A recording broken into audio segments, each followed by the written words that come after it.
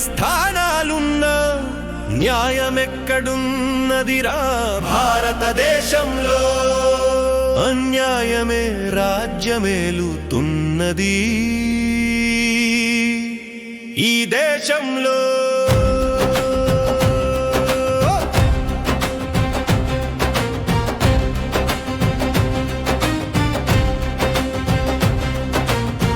ధనవంతుడికో న్యాయం, దరిద్రులకు న్యాయం, కళ్ళు మూసుకున్న న్యాయ దేవతయే సాక్ష్యం.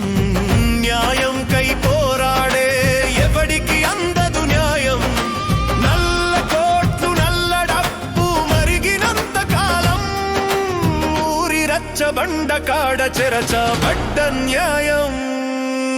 పట్టణాల్లో దొరకలేదు ఏమిటి అన్యాయం? న్యాయమూర్తులున్న న్యాయస్థానాలున్న న్యాయమెక్కడున్నదిరా భారతదేశంలో? అన్యాయమే రాజ్యమేలుతున్నది దేశంలో.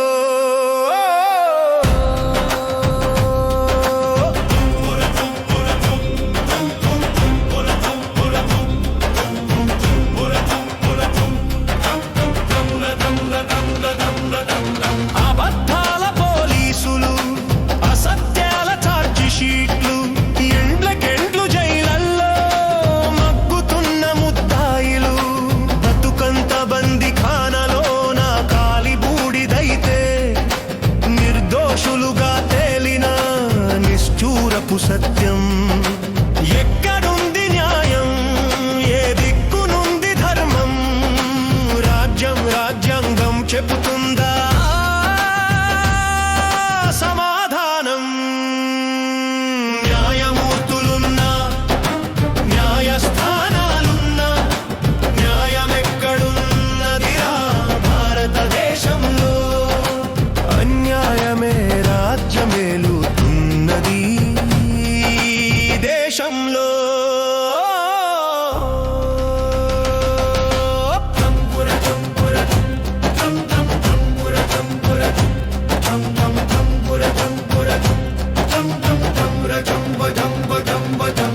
అందలాల నెక్కే అవినీతి పరులకెదురు లేదు.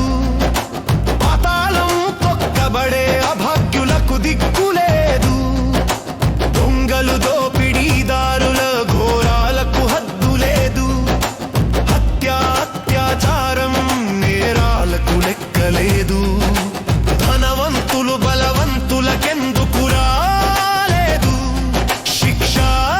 పెదలుగా పుట్టినందుకేనా ఈ శిక్ష పరీక్ష?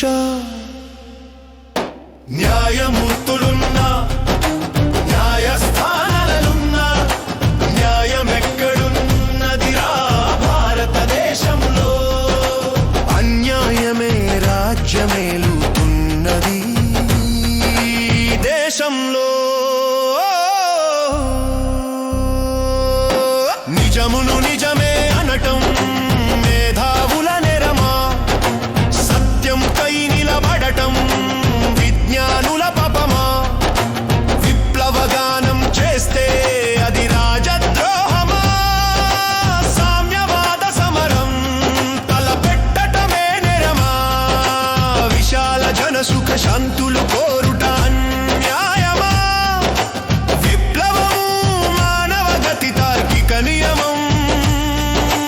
మౌలిక మార్పులు గదా చారిత్రక పరిణామం.